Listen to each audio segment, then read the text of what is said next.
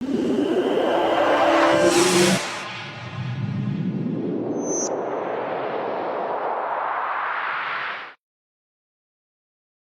श्री राम में आपका स्वागत है। कैसे हैं आप सभी। आज हम देखने वाले मोहनराम मणिधम। दोस्तों मूवी की शुरुआत होती है एक स्कूल से, जहां पर 12th ग्रेड के बोर्ड के एग्जाम में स्टेट लेवल पर टॉप करने के कारण साई राम नाम के एक लड़के को पुरस्कार दिया जा रहा होता है। अब साई राम की माँ शीला तो उसके साथ वहां पर मौजूद थी, लेकिन उसके पिता रमा नहीं थे, क्योंकि पता है उनका रमा तो एक कोने में जाकर दारू पी रहा था। जिसको देखकर शीला कहती तुम ना कभी नहीं सुधरने वाले, इसी चक्कर में तुमने अपनी पूरी जिंदगी खराब कर दी है। ये कहकर वो रमा को अपने साथ लेकर जाती है, जिसके बाद दोनों का इंटरव्यू होता है। और दोस्तों इस इंटरव्यू को टीवी पर ना मोहन नाम का इंस्पेक्टर भी देख रहा होता है, और वो जैसे ही साई राम उसके माता पिता को देखता है तो अलग ही सोच में पड़ जाता है। जिसके साथ कहानी कुछ साल पहले के समय में जाती है, जहाँ पर 3 अलग अलग जगहों पर किसी इंसान की बॉडी के अलग अलग पार्ट्स मिलते हैं। एंड इसके बारे में जैसे ही पुलिस को पता चलता है, वैसे इंस्पेक्टर मोहन इस केस को हल करने में लग जाता है। अब देखने से तो लग रहा था कि ये किसी सीरियल किलर का काम होगा, पर ये बॉडी किसकी है ये पुलिस को नहीं पता होता, क्योंकि इस लाश का सर गायब होता है दोस्तों। और अब जब मिलेगा तभी बॉडी के बारे में कुछ ज्यादा पता चलेगा। पर दोस्तों इसी बीच पता चलता है कि पास ही के एक पुलिस स्टेशन में एक महिला ने अपने पति के मिसिंग होने की रिपोर्ट लिखवाई थी। उसके बाद पति की उम्र और जिसकी कटी हुई लाश मिलती है, उसी की उम्र लगभग सेम ही थी। तो मोहन को लगता है कि शायद इसी महिला का पति होगा जिसे किसी ने मार दिया होगा। एंड हम बात करें दोस्तों इस महिला की, तो इसका नाम रेणु होता है और उसके पति का नाम होता है राजेंद्र, जो की एक पुलिस ऑफिसर था। वैसे अभी सारी बातें जानने के बाद मोहन अपने जूनियर के साथ रेणु से उसके घर पर पूछताछ करने के लिए पहुंच जाता। रेणु का पति राजेंद्र पिछले 2 दिनों से मिसिंग था, तो वह मोहन के पूछने में बताती कि सर राजेंद्र परसों रात को कहीं गया था, उसके बाद वापस नहीं लौटा। दोस्तों अगला सवाल मोहन करता है कि क्या राजेंद्र की किसी से दुश्मनी थी। एंड दोस्तों इस पर सवाल पर रेणुका घबरा जाती है। वैसे भी मोहन कंफर्म करता है कि वो राजेंद्र की लाश है या नहीं है। वो तो सोच ही रहा था कि वो राजेंद्र की हो सकता है। ये भी हो सकता है कि जो मैंने सवाल पूछा तुमसे बस ये रूटीन है। तो तब रेणु बताती है कि सर मेरे पति को कुछ दिन पहले रमा नाम के एक शराबी ने जान से मारने की धमकी दी थी, और हमने उसकी बात को ज्यादा सीरियसली नहीं लिया था। और ये जो रमा है वह हमारे यहाँ पर काम करने वाली शीला का पति है। दोस्तों बस फिर क्या था, अगले दिन पुलिस रमा को पकड़कर मोहन के सामने आ जाती है, जिससे मोहन पूछता है कि तुमने राजेंद्र को जान से मारने की धमकी क्यों दी थी। रमा रिवील करता है कि मेरी बीवी शीला और राजेंद्र के बीच नाजायज संबंध था। तो दोस्तों अब यहाँ से रमा अपनी कहानी सुनाने लगता है। उसकी शादी शीला से जब हुई थी, जब उस वक्त जब दोनों के बीच काफी प्यार था, दोनों की जिंदगी हंसी खुशी चल रही थी। इसी बीच उनको एक बेबी भी हुआ, जिसका नाम रमन है और साई राम रखा गया। फिर कुछ समय बाद बीता और साई राम थोड़ा बड़ा हो गया, और एक दिन उसके सर पर जोर की चोट लगी थी। एंड चोट इतनी ज्यादा थी कि डॉक्टर रमा से कहते कि तो हमें तुरंत इसका इलाज करना पड़ेगा, नहीं तो साई राम को बचाना मुश्किल होगा। अब रमा एक सीधा साधा आदमी था, जिसके पास भला इतना पैसा कहाँ से आएगा। इसलिए रमा ने किसी से भी पैसे उधार लेकर अपने बेटे का इलाज कराया। पर जिसने रमा को पैसे दिए थे ना, वो रोज अपने पैसे मांगने के लिए आता रहता था। इसलिए रमा ने शहर में जाकर कमाना शुरू कर दिया था, ताकि वह पैसे घर भेजता रहे और उसका कर्जा भी खत्म हो जाए। रमा यहाँ से शीला को पैसे भेजता रहता था। एक दिन की बात है कि रमा को जब कोल्ड था, तो एक आदमी ने उसे जबरदस्ती दारू पिला दी, ये बोलकर कि इससे जुकाम तेरा ठीक हो जाएगा। बस दोस्तों जुकाम गया भाड़ में। उस दिन से तो रमा को लत से लग गई थी दारू पीने की। वो रोज दारू पीने में लगा था, और उसे अब तो बिना दारू की नींद ही नहीं आती थी। इस तरह अब उसका काम करने में मन भी नहीं लगता था, और उसने घर पैसे भेजना भी बंद कर दिया था। इसलिए एक दिन शीला खुद रमा के पास साई राम को लेकर उसके मिलने आ जाती है। देखती है कि रमा तो नशे में डूबा पड़ा हुआ था, और ये देखकर वो रमा को काफी सुनाती भी है। और दोस्तों अब तो वो फैसला करती है कि रमा के साथ नहीं रहूंगी जब तक मैं ये शराब पीने की आदत को सुधार ना ले। लेकिन दोस्तों रमा तब पूरा शराबी बन चुका था। वो जिस दिन नहीं पीता था उस दिन उसको नींद ही नहीं आती थी। इसलिए दोस्तों उसने फिर भी नहीं हारने को माना कि वह रोज पीने लगा, और इसी वजह से नशे में एक दिन उसकी शीला के साथ बहुत ज्यादा लड़ाई हो गई। और यहाँ शीला ने अपने गुस्से में कह दिया कि अब तो हद होगी, अब तुम जब जाके दारू नहीं छोड़ सकते ना, तो मेरे साथ देखना भी मत, मेरी तरफ इधर कहीं और चले जाओ, दूर चले जाओ यहाँ से। दोस्तों एक रात की बात है, शीला को सोते देखकर रमा से रहा नहीं गया, और दोस्तों शीला ने उसको तुरंत दूर कर दिया। लेकिन रमा उससे कहता है कि मैं तुम्हारा पति हूँ, तुम पर मेरा पूरा हक है तो कुछ भी करने का। शीला बोलती है एक बच्चे को पैदा कर देने से तुम पति नहीं बन सकते। असल में दोस्त शीला जो राम से शारीरिक रूप से सर्टिफाइड नहीं थी, जो बात वो बिना झिझक भी कह देती है, और रमा ये सुनते ही उस पर हाथ उठा देता है। दोनों के बीच के रिश्ते काफी ज्यादा खराब हो जाते हैं।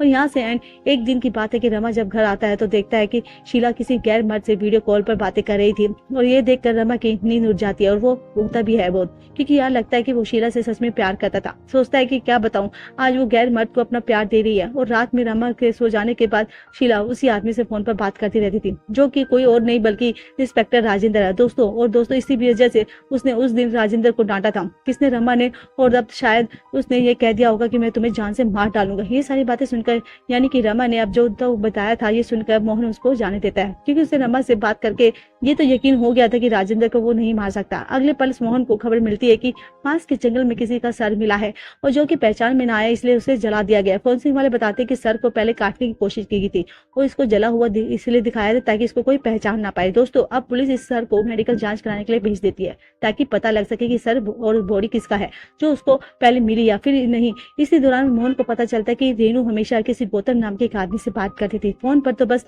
दोस्तों अगले ही पल मोहन गौतम का एड्रेस निकलवा कर उसके घर पहुंच जाता है और उससे पूछने में गौतम बताता है कि सर मैं और रेनू एक साथ ही हॉस्पिटल में काम करते थे। एक दिन रेनू मेरे पास लैब में एक टिश्यू लेकर आई थी और मुझसे कहा कि देखकर बताओ क्या इसमें किसी आदमी का सीमन मौजूद है या फिर नहीं। मैंने उससे और बातें पूछी पर उसने मुझे पूरी बात बताने से मना कर दिया, पर मैं पूरी बात जानना चाहता था, इसलिए अगले दिन मैंने रेनू से कहा तुम्हारा शक सही था। और तब जाकर रेनू ने मुझे पूरी बात बताई। उसने कहा कि मुझे लगता है कि मेरे पति और मेरी नौकरानी के बीच शायद कुछ चल रहा है। दोस्तों इसके बाद रेनू धीरे धीरे गौतम से अपनी हर बात शेयर करने लगी, जिस दौरान गौतम ने उसको एक आइडिया भी दिया कि तुम घर में ना कैमरा लगवा दो ताकि जब तुम ना रहो तो अपने पति पर नजर रख पाओगे। इसके बाद दोस्तों वो आगे कहता है कि मैंने रेनू के परमिशन से उसके घर में कैमरा इंस्टॉल कर दिया, जिसमें रेनू को कुछ खास तो नहीं मिला, मतलब कुछ ऐसा कुछ नहीं मिला था जिससे वो अपने पति पर शक करे। तब उसको समझ में आ गया कि उसके पति का फालतू में शक कर रही है। लेकिन दोस्तों आपको एक बात बताऊं, जब गौतम ने कैमरे उसके घर पर लगाए तो एक कैमरा इंस्टॉल करते वक्त एक कैमरा उसने बाथरूम में भी लगा दिया था, जिससे वो रेनू को रोज नहाते हुए देखता था। अब जब उसे लगा कि रेनू का प्यार अपने पति की तरफ बढ़ रहा है तो उसने रेनू की वीडियो से दिखाकर उसे ब्लैकमेल करना शुरू कर दिया था। तब रेनू ने कहा कि ठीक है मैं तुमसे बाद में आकर मिल जाऊंगी। अगर अगले दिन जो टीनेजर लड़के जिसका नाम सुर और कार्तिक था वो गौतम के घर में घुसकर उसका लैपटॉप, मोबाइल और सीडी चुरा लेते हैं, साथ ही वह गौतम की उंगली भी काट देते हैं। और तब गौतम को लगा कि ये काम रेणुका का हो सकता है, उसी ने उन लड़कों को हायर किया होगा। लेकिन दोस्तों जैसा कि हमको पता है इसमें गौतम की गलती थी, इसलिए इसने सब कुछ होने के बाद भी उसने पुलिस को कोई खबर नहीं की और यहाँ से रेनू से उसने कॉन्ट्रैक्ट को ही खत्म कर दिया।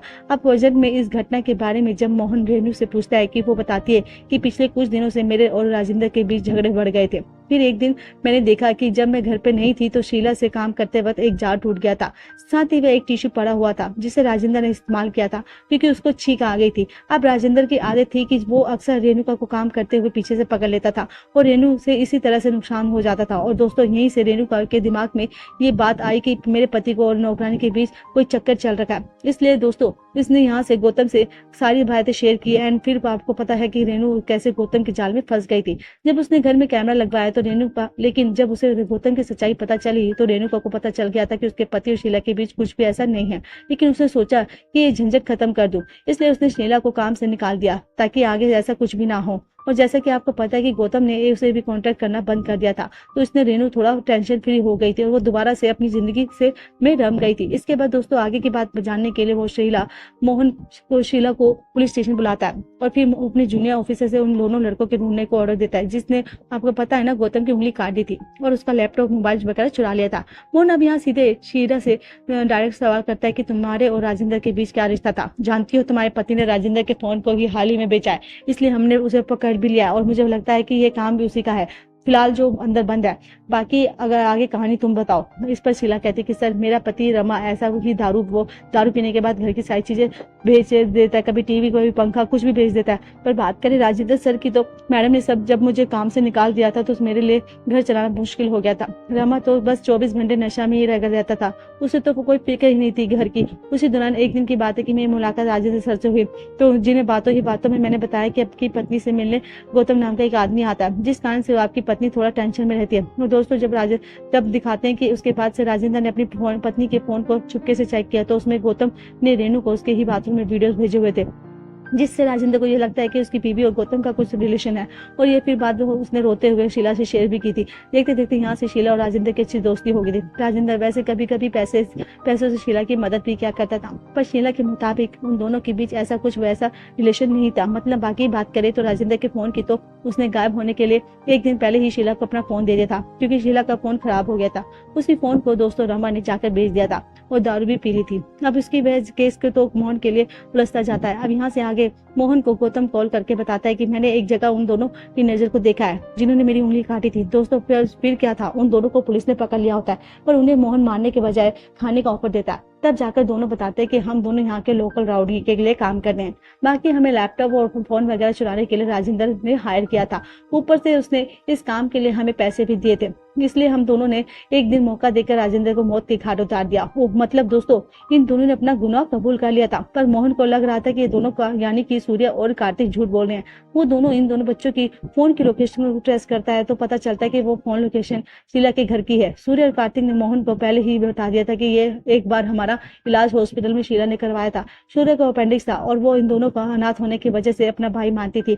ये दोनों भी शीला को बहन मानते थे। और दोस्तों शीला का नंबर भी इन दोनों के फोन में मिस्टर सिस्टर के नाम से सेव था और ये बात मोहन देख लेता है। और बस फिर क्या था, मोहन यहाँ से शीला को पुलिस स्टेशन बुलाता है, उसे कहता है कि अब तो पूरा सच बता दो। तब शीला रोते हुए कबूल करती है कि हाँ मैंने राजेंद्र के साथ रिलेशनशिप में थी, क्योंकि मेरा पति ना तो मुझे सर्टिफाइड करता था और ना ही घर की जरूरतों को पूरा कर पाता था, इसलिए मैं भी बहक गई थी। एक दिन राजेंद्र ने मुझसे कहा कि तुम उस शराबी के साथ क्यों रहती हो, क्या फायदा उसके साथ रहकर, एक काम करो मेरे साथ, मेरा प्लान है उसे मार डालते हैं, इससे तुम और मेरे साथ रह पाओगे और मैं तुम्हें सब कुछ दूंगा। तो दोस्तों एक रात शीला ने रमा के सोने के बाद अपने बेटे को नींद की गोली देकर सुला दिया था ताकि उसे कुछ पता न लगे। राजेंद्र रास्ते में था तो वो अब आकर रमा को नशे की हालत में मारने के बाद ठिकाने लगाने वाला था एंड उसके आने का इंतजार करते हुए शीला यूट्यूब के साथ अफेयर करने लगी थी, देखने लगी थी यूट्यूब में ऐसा क्या चीजें होती हैं। तो बच्चा देखता है तो उसे अच्छा नहीं लगता, तो इस कारण वह बच्चा एक लोकल राउडी की संगत में पड़ जाता है और नशा वगैरह करने के साथ गलत काम करने में लग जाता है। उसने एक दिन उस राउडी के कहने पर एक आदमी को भी मार दिया था और जेल भी चला गया था।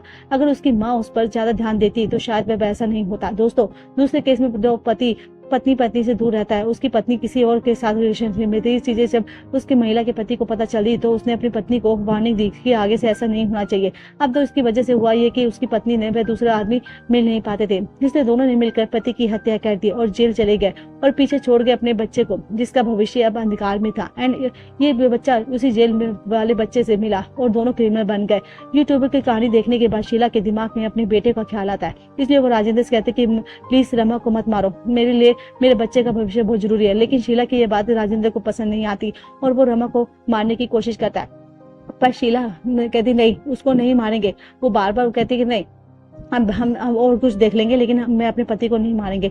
लेकिन वो उसे मारने को तैयार होता है कि नहीं मैं उसको मार के ही रहूंगा और कुछ भी हो जाए मैं उसे मारूंगा। और लेकिन वो वैसे शीला पीछे से फिर उसके सर पर वार कर देती है और वो इसी तरह से खुद मर जाता है। जिस दौरान वो रमा अपने होश में नहीं थी तो इसलिए उसे उस घटना का पता ही नहीं होता। इसके बाद शीला ने सूर्य और कार्तिक को कॉल किया। जब आकर देखते हैं तो शीला ने राजेंद्र की जान ले ली थी। जिसके बाद वो शीला के लिए उस बॉडी को ठिकाने लगाने और पकड़े जाने का पूरा इल्जाम अपने सर पर लेने का फैसला करते हैं, क्योंकि वे शीला को अपनी बहन मानते थे। और दोस्तों इस तरह इन दोनों भाइयों ने राजेंद्र की बॉडी को ठिकाने लगाया। ये सारी कहानी सुनकर मोहन को भी लगता था कि अगर वह शीला को अंदर कर देगा तो उसके बच्चे का भविष्य खराब हो जाएगा। इसलिए दोस्तों मोहन शीला को जाने देता है और सूर्य और कार्तिक के स्टेटमेंट को नोट करके उन्हें अरेस्ट भी कर लेता है। दरअसल दोस्तों सूर्य और कार्तिक का ये कदम इसलिए भी उठाया गया था क्योंकि वे नहीं चाहते थे कि साई राम यानी कि शीला के बेटे की जिंदगी उनकी तरह खराब हो जाए। जो बच्चों की स्टोरी शीला ने यूट्यूब पे देखी थी यही कारण थे साई राम की स्टेट लेवल पर बोर्ड एग्जाम टॉप करने से शीला के साथ मोहन भी खुश था, क्योंकि उसने भी शीला को छोड़कर बढ़िया डिसीजन लिया था। इसी के साथ दोस्तों ये मूवी यहाँ पर खत्म हो जाती है। कि आपकी क्या विचार है इस मूवी पर कमेंट करके बता दीजिए। मिलते हैं आपसे अगली वीडियो में। अच्छी लगे तो लाइक कीजिएगा और थैंक्स फॉर वॉचिंग।